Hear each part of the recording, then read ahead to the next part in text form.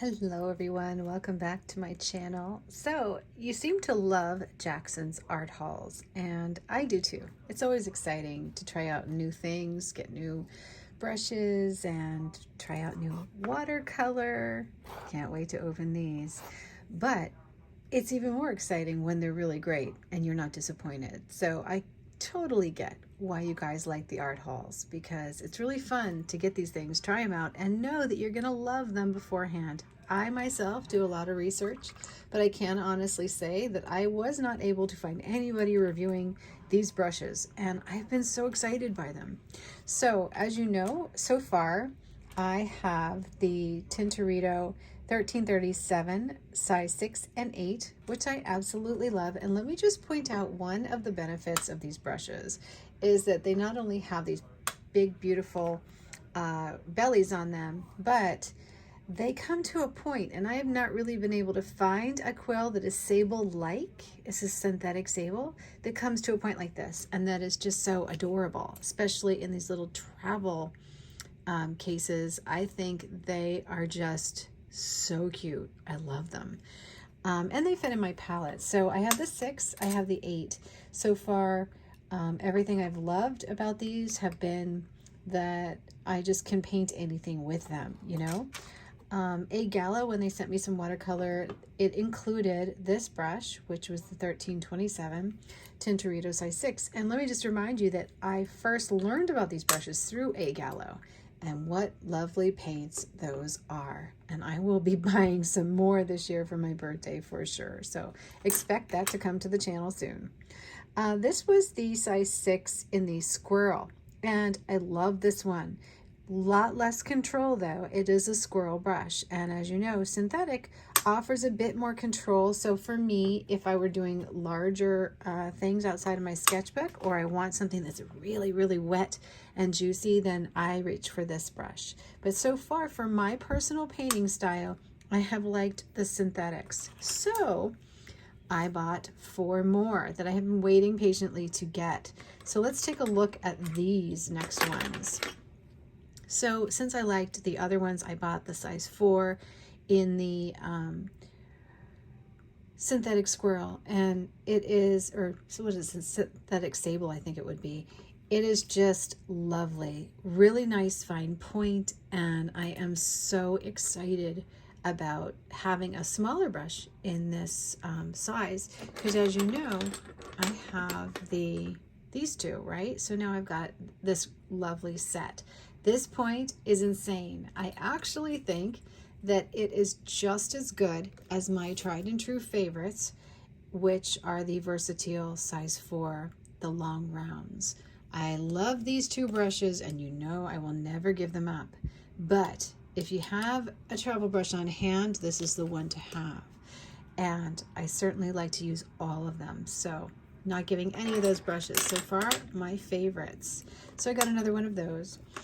Then I wanted to try these 2. These are the non-travel brush ones, but I noticed that they came in, they're 1407. They came in a 2-0 and a 2. So I got these 2 sizes because they were kind of far apart, and I wanted to fill in any gaps and just see what it was like to have even a wider one as compared to the travel brush. It is a little bit bigger. So this is the size 2 in the 1407. And this is the size 8 in the 1337. You can see how much bigger it is. So now I have a nice larger quill in the same matching brush. And then I ordered the small, the 2.0, and I kind of took a guess, and I'm glad I did. I guessed right.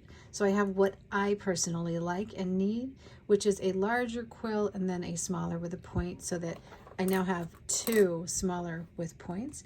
And then I saw this one, which I couldn't resist. I had to get one. I had it in my wish list for a while, and I figured when I finally decided which ones to order, I was going to get it. It's a 0, and it's this very, very long striper brush.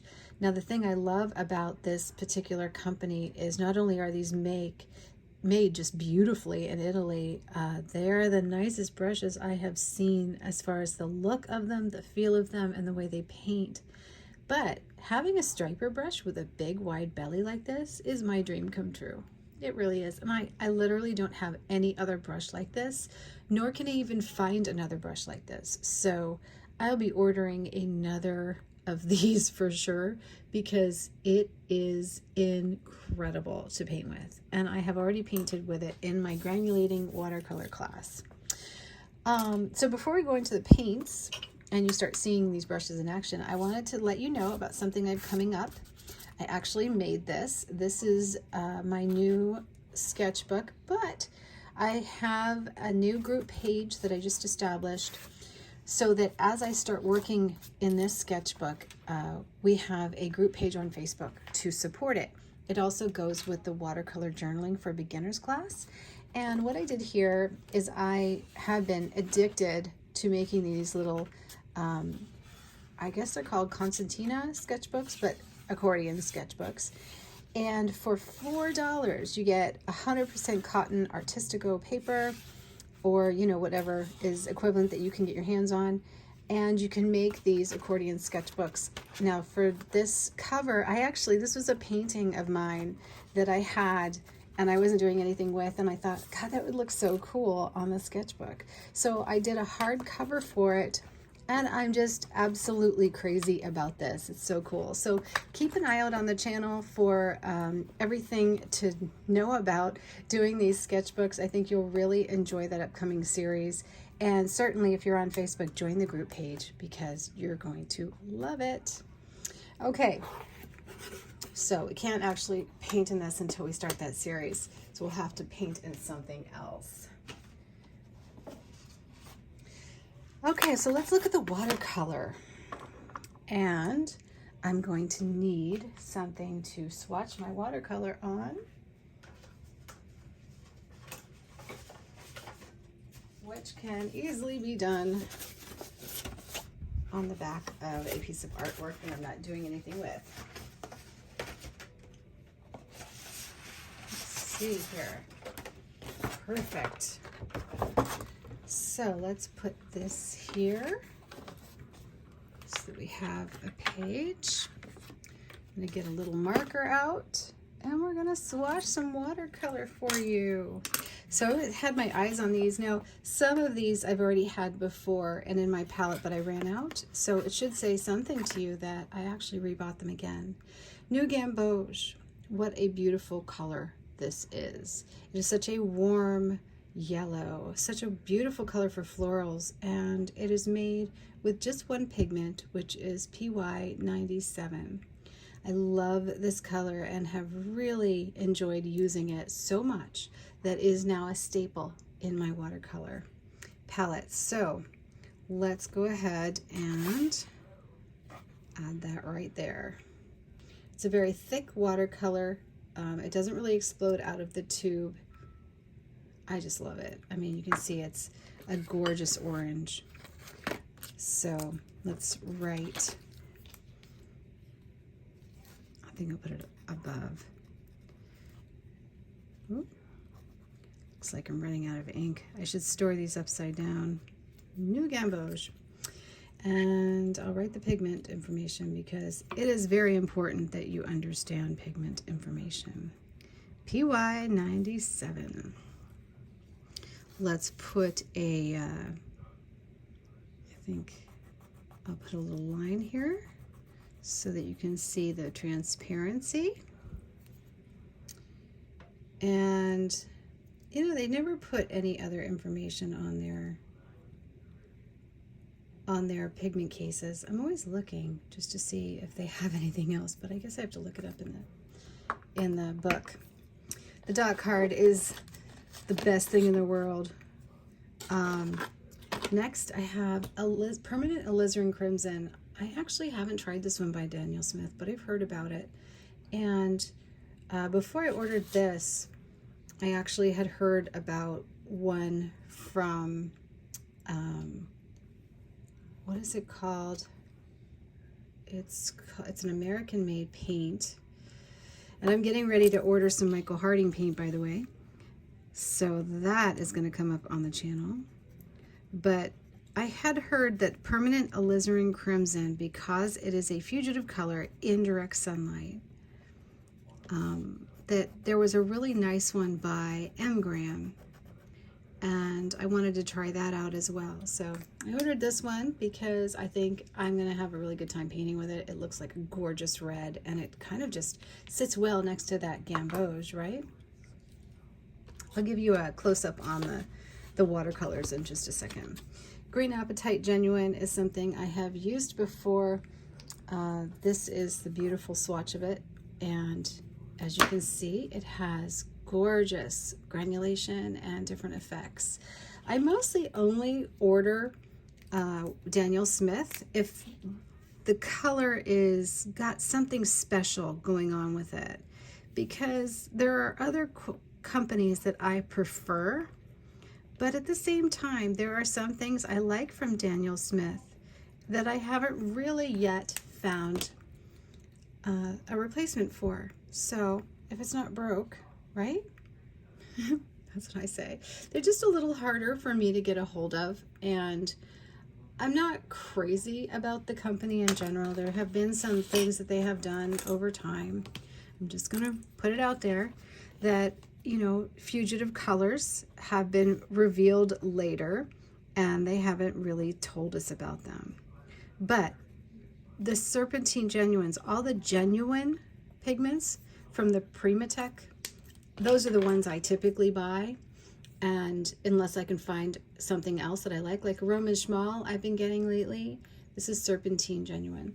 And I've been loving the Roman Szmal so much that I'm pretty much not doing a lot of Daniel Smith anymore. Oh, this so wants to come out, and I just totally, making a mess. Okay, so far these are very heavy watercolors. You're going to get to see them in action in just a second. So with the Primatech, they are genuine. They're supposed to be genuine, like sediments, pigments, right? There has been, I'm not going to lie, you have to look it up. There has been some talk about there being additives in these, so I don't want to not give you a little warning on them, but at the same time, I'm looking for the effects. I'm not really judging. They do fine for me, and I love them. They're really beautiful, and until I find other things that I like better, I am really happy to still have them. But I do find that they are very expensive, and at times maybe not exactly worth it. I don't know, because there's other ones that are sourcing these now, you know. They used to be the only game in town, but not anymore. So Purpurite Genuine I've never had before, so we're going to check this out. I don't know why they're all explosive. They are really full though, huh? Okay, so this one has an issue with the binder, and I'm going to get a watercolor pan so that we can handle it. Let's see how this is a good way for you to see something. So we're just going to see if the binder, so see the binder just, it comes out. That's okay. Some of them are going to do that, and it's just based on the pigment. Sometimes they just do, but it looks like the rest of it's fine, and all you have to do is just stir it up.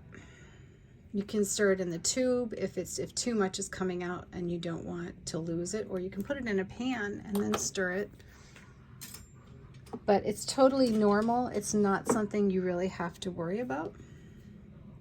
So I just have little tools on hand here, and you can stir this with the end of a watercolor brush or whatever. So I'm just kind of giving it a little stir. And if I find like this one doesn't really need any water, you can see it's laying in the pan just beautifully. See that?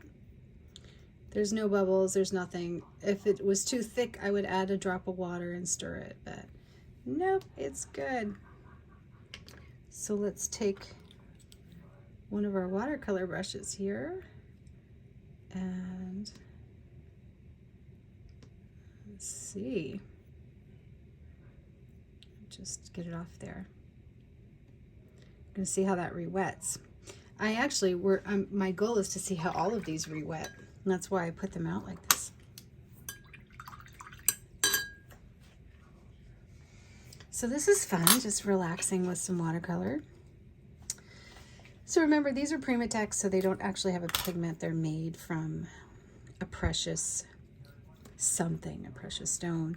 Amethyst Genuine I have had before, but I only had a small one. And you know, every time I used it, I find that I've been trying to reach for it more and more to add a little bit of glitter in my life, because it's got a little bit of glitter. Let's see. Oh, it's doing fine. Another thing about Daniel Smith that I just want to give you a heads up on is they don't all re-wet great. And I don't know why. Maybe you could tell me. I don't know if it's just because other watercolor companies are putting more honey and more beautiful like rosemary and things. The other ones just re-wet so much better. But again, there are some beautiful colors that I haven't really loved from anyone else. So I'm all about the collecting of watercolor and the using of beautiful colors for the color's sake. I'm not really into politics on watercolor brands. I think that all artists are artists, and they shouldn't get involved in politics necessarily. Prussian Green by Schmincke. I mean, we all have our different attitudes and beliefs, but I have to say that you don't want to mix up your art into too much back and forth, because politics are politics. So PB60, Prussian Green is one of my favorite colors, and I usually had it in a pan, and I wanted to show you guys how beautiful this color is. Now this is Schmincke. There is nothing like Schmincke. Schmincke is my all-time favorite watercolor company, and I have the wood box set. I have so much Schmincke. You're gonna see how gorgeous it is. Somebody asked me the other day why I like Schmincke so much, and it's really because the consistency, the formulas, it re-wets so beautifully. There's just so much about Schmincke that nobody else can really compete with. And now that they have the granulating colors that I've been using, you know, it's lovely. They just have everything. You could literally do without everything else. However, with that being said, there's not enough moody colors in their range. So they have very clear colors, beautiful single pigment. They mix well, they're consistent, they flow well. But when it comes to like granulation and a lot of that kind of stuff and moodiness, and just like these, you know, these genuine colors, I still buy from other companies because there are certain effects that I'm trying to get, you know? Okay, so let's move you in a little closer so you can see the watercolor brushes in action, and also check out the paints, because these are gorgeous, right? Let's see. How's that view? Does that look good? I think so. Okay, so let's start with the size 4 in the Tintoretto 1337. This is the travel brush, and you'll notice that it has a lovely tip on it, which is what I'm so excited about. So new Gamboge. It didn't have time to dry, but I'm going to start pulling it out, and I'm going to allow it to mix with another color so you can see. Now tell me this isn't the most gorgeous yellow. Isn't it beautiful? To me, this has the color of sunflowers. And if you're a floral artist, or if you like to do landscapes, this is actually a wonderful, wonderful color to have in your mix. I'm gonna, oh, look at how beautiful and bright it is. I'm gonna try and blend it all the way out here to the very last bit to get that lovely light flow into the dark. And you can see it's got like a semi-opaque kind of look, but over here, it's just beautiful. Isn't that beautiful? Let's take a little bit of our Prussian Green. Look at that, Schmincke. See, nothing does that like Schmincke. If that's not like just such a great example of Schmincke, it dances. It's just gorgeous. Look at that. that was adding Prussian Green to this lovely color. All right, here's the permanent alizarin crimson. Oh, that's luscious. It's beautiful. So with a lot of water, it spreads so nicely. Now for a very little brush, you can see, right? This brush is just delicious. And look at the nice points it makes. Let's get a heavy amount. Yeah, this is a gorgeous red. This is the red I was after. I am going to have to do a little more research on some of the blogs that do independent testing on this particular alizarin crimson. But at the same time, oh, look at that. Isn't that great? At the same time, it's just so lovely, you know, to play with this in the sketchbooks. In that upcoming sketchbook series, it's just going to be gorgeous. Green Apatite Genuine. Convenience greens, I find, are really, really handy because there are some times where you just get special effects in these greens. Let's switch brushes that you don't get with anything else. I'm going to bring out the size 2, that big floppy brush, because I want to add a lot of water and pull this out, and we'll see what it does. So it doesn't move, it's a little heavy, but there's a lot of sediment in here, which requires a lot of water, and typically will spread and do some interesting things. I love Green Apatite Genuine because when it dries, it has a really remarkable texture, and I find that it's just a lovely looking color on my watercolor pages. Can you see the sediment already? It's not a really smooth watercolor, it's an effect, but I think it's just gorgeous, and it has a really dark coverage to this lovely light coverage, and we're going to see how that looks when it dries. Then again, Serpentine Genuine, another one that I just love. You can see the color variations are slightly different. This one's a little more like that cobalt kind of green, but it also goes to like an olivey green. Serpentine Genuine, you know? It doesn't re-wet great, that's the thing, and that's what you're seeing me wrestle with right now, but it will spread, it'll go there.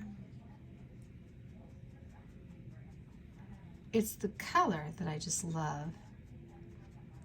And the heavy granulation in this green is just lovely. I haven't really been able to mimic this in anything else, even when I use a PB29, like an ultramarine that's heavily granulating. I haven't quite found something that does this, and you know, sometimes you don't really need to. But we are going to get out some Roman Szmal and try and line these up in comparison. So that is just a delicious, delicious brush. Let's get out this one. This is the 2.0 Tintoretto. I don't think I did this one yet.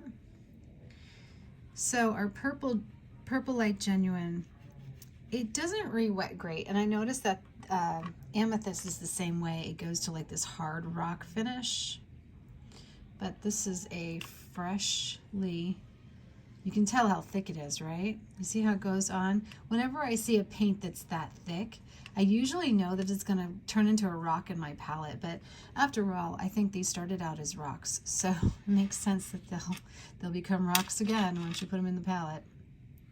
But look at this purple. Yes, I love it.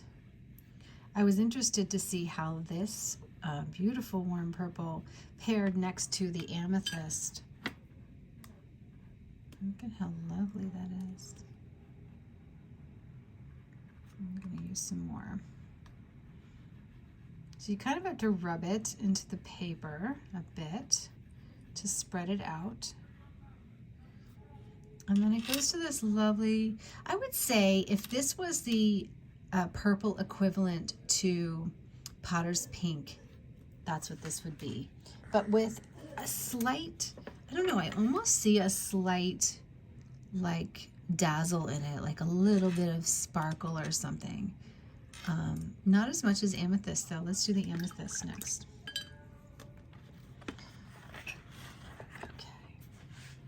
So amethyst is the one that takes a while to re-wet. You can tell it's not even dry yet and it's already, you have to make several passes at it, but then, so I wouldn't completely fill up your pans with it. I would keep some in the tube because of the re-wetting. I'm not really sure if you can get it in pans, if it's maybe the formula is a bit looser where it does re-wet better. But I know from experience, I love this color, but re-wetting takes a while. Oh my goodness. Yeah, can you see that? Can you see the sparkles in it? Okay, so now I see a clear difference between the two that I didn't really see as much on the samples. By the way, I highly recommend that you get the dot card. I will leave a link in the description and on my blog for all of these colors, and if you wouldn't mind using our affiliate links, that would be really helpful because it will enter you to win a free gift from me for using the affiliate links. And also, all you have to do is just go into the group page and let me know. And I'll write down your name. I pick a winner at the end of every month. And then on top of it, we use that to fund all of the giveaways. So I give away a lot of watercolor every month for challenges and to my students that take the classes. And you basically can go into the Amazon account and just pick whatever you like, and you get a gift of a new paint, a palette, a brush, something really nice. So please, if you don't mind, use our affiliate links or ask me for one if you're looking for a certain thing. Look at that. Is the Prussian Green just not so exciting? I love this one. Prussian Blue and Prussian Green are my favorites. I use them all the time, and they actually make great mixes. Okay, so let's get out that really cool brush I want to show you. So this is that long brush. This is so interesting. Okay, back this out a bit. Stop that. That's my husky, by the way. So let's dip this in the watercolor. Typically, you want to use a brush like this in a palette. Be a good girl. And look at that. Is that fabulous? Hi, Skylar. Somebody was asking me the other day if my huskies talk. And as you can tell, they do. Look at this. See, I use this for trees and branches. Look at that. It's gorgeous, huh? That loveliness. It is just so easy to use. I'm just dragging it, holding it lightly, and I can literally create all those really beautiful branches. So that's not the only thing I've done with this brush. In the classes, I use this brush a lot now. And I've had a couple of weeks to try it out. I love it. Oh my gosh, it's so great. So just before we go, let's just open the Roman Szmals, because one thing about Roman Szmal is it seems like they've been trying to come up with colors that will entertain us just as much as some of these other colors. So I have a lot of them, and I absolutely adore them. I cannot wait till they come out with them. In fact, in perhaps the whatchamacallit, in the tubes, because that will be really interesting.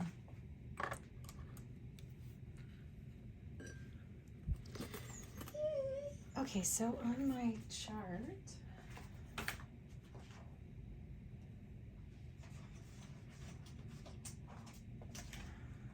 let's look at the Roman Szmal chart.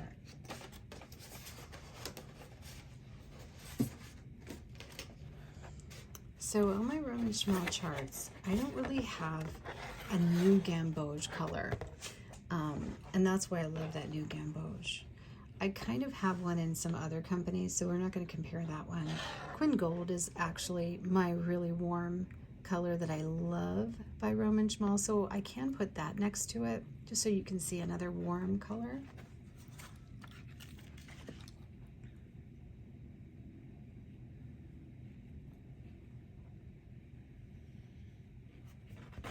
Isn't that pretty? There's some room here. I'll bring this down. Okay. So that Queen Gold, ugh, it's lovely. Slightly different though. It's not quite the new Gamboge, but if we mixed it with a little bit of like a red orange, we might be able to get there. Still gorgeous. So Aliz Crimson, I actually have an Aliz Crimson color. The one by PR 176 by Roman Szmal is, it's delicious. Now this is PR 177, the one that we just bought. The Aliz Crimson PR 176 is very close. Just have to find it. Oh, actually, no, it is PR 177. Look at that. It's the same. Great. I must have marked it wrong. Look at that. It actually, I would have to say, it's brighter. And you see how this one has a dry shift?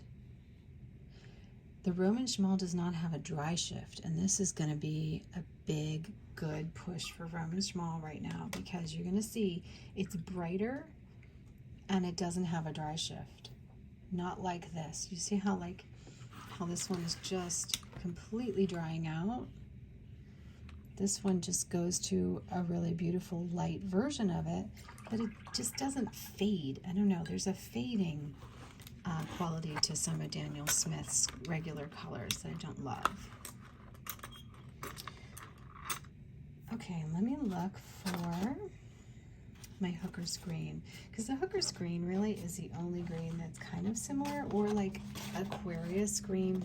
I would say like Hooker's Green is a nice in between these two, and Aquarius Green's a little bit darker, but you could mix them together, and Olive Green as well. So like if you were mixing these together, you could probably come on to something rather similar to it. So this is Hooker's Green, which I love, by Roman Szmal, and it's light fast. Look at how beautiful that is. And let's compare it to the Olive Green Light for the other one. So when you're looking for really beautiful, kind of similar alternatives to these colors, if you can't get them, or you don't want to spend that kind of money, these watercolors are so beautiful, and seriously, they are so inexpensive. That's why everybody's just rushing to buy them. As far as the Purpurite Genuine, I don't really have anything that is sparkly, but I can always add sparkles to it. I would have to say that one color that does stand out really well is the Prisbis Gray and the Mineral Violet and the Shadow Violet. So I'm going to show you those in comparison to these, because they are kind of in that vein, you know? So the Mineral Violet by Roman Szmal is this beautiful, big, deep purple. Let me get you guys closer.